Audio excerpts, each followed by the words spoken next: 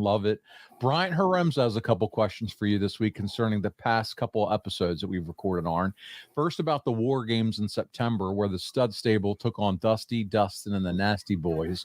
Bryant wrote, going into the War Games match, you really have not been teaming often with your partners.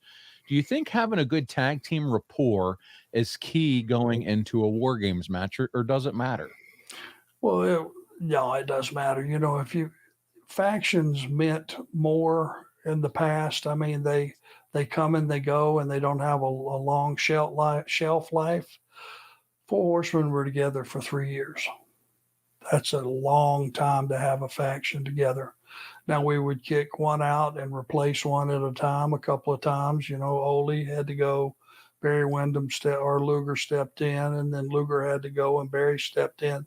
But we weren't losing any momentum or footing. Each guy was fit the bill, Yeah, and I was going to say, not only that, with them coming, you being a faction and working together day in, day out for so many years, you coming into a War Games match, you guys automatically pretty much know, just looking at each other, what you're going into as double team spots and triple team spots and all that stuff. If I tapped myself, if a guy had me in a headlock and I looked over at Tully and tapped my knee, or Ole for that matter, and I shot a guy off the ropes and dropped down where I knew he would be hitting the ropes close to one of those guys on the apron, they knew what I was looking for. Knee him in the back.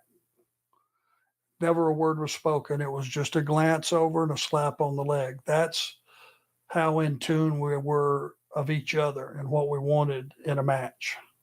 A well-oiled machine. Brian has a fun question. He said, in most of your matches, you have Ming coming out as your second.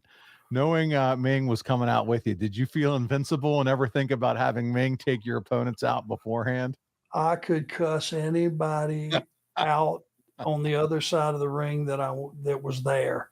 If Ming was standing in the ring behind me, I was a real bad apple. Yeah, you had nothing to lose, man. He's standing behind you. You want to deal with this? You want to take a look at what I got right over my right shoulder here? He is the man. I don't know if anybody gets it, but yeah, it was a confidence builder on a shoot and as work. He just, he was the guy. He was, man. Would you call him the human Vegematic? Damn right.